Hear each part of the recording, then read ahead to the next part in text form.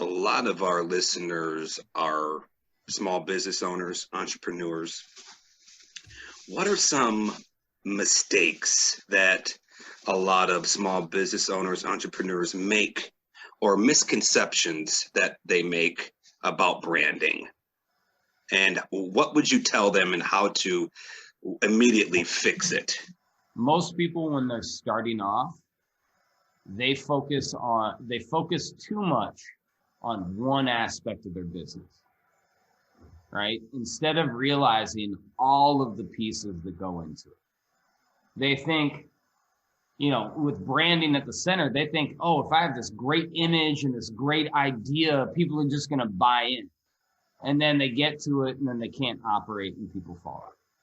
On the other end, you have people with amazing ideas, or amazing technical ability that think if, they have the field of dreams bullshit, where if they build it, people will come, right? And it's like, that is the biggest mistake I've ever seen.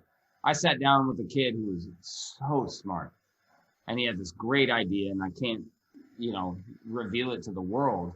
And I was like, well, have you started to, go after it and put money into gaining customers? He's like, well, people should just get it and they'll recommend it. And he just had this assumption.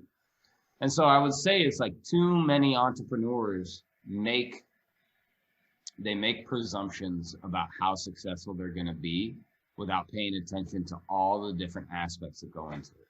The second element that I would say for me personally, and this may not be every individual, but too many people try to own 100% of nothing instead of 50% of something. They start an idea, they start off trying to do something good. And as soon as it comes time for people to come on board, to gain partners, to gain finance, they get selfish and they start to nitpick and they look at it. It was like, well, if this thing blows up like it could do with this person and they're interested, then I'm going to lose $50 million. It was like, dude, your company is not worth 5,000. Don't get caught up in how much money you could make. Concentrate on how you're going to build a team and build people around you that are going to actually improve what you do make. Because I can tell you, if you take on the debt, the equity, the various opportunities that are going to come to you to actually scale a business, and you start getting selfish with people, too selfish, right? Some people will try to take advantage of you, don't get me wrong, but if you get too selfish with that, you're going to end up ostracizing the actual elements that will help you grow. So being too selfish, right, with what you're doing, with what you're sharing, and not realizing how much it actually takes. I had a guy who wasn't an entrepreneur, but he summed it up really well in a different conversation. He was a photographer. He was like, Jake, if you're afraid of sharing your skills and your ideas, or your skills and your techniques, because somebody is going to suddenly overtake you, then you're not actually any good at what you do. Right? He's like, you're just somebody that's operating on these presets. You need to be comfortable with telling everybody exactly what you're doing, how you're doing it, and then keep hustling and keep doing it. And I was like, Arthur, you're 22. How are you so wise?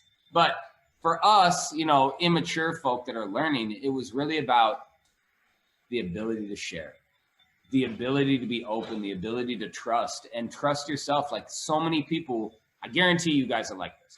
And I guarantee most people that are listening are like this, where they will hold back ideas. They will hold back on executing or starting something because they're afraid of somebody not accepting it or failing. And so it pre-fails, right? It's like pre-fail. We're coining this term on Business Over Beers. Yeah.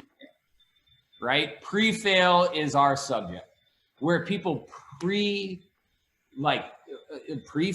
an idea before they even start it because they're afraid of how it's going to reflect, because they have shitty people in their lives that have told them they're no good, or because they don't have confidence, or because They're worried that they're going to do it. And don't get me wrong, if you're an entrepreneur, you got to take on debt. You're going to be liable for that. So it's not for everybody. You have to deal with waking up at 3 a.m. worried about how you're going to pay payroll. You're got to be worried about like generating income. Being an entrepreneur is not fun.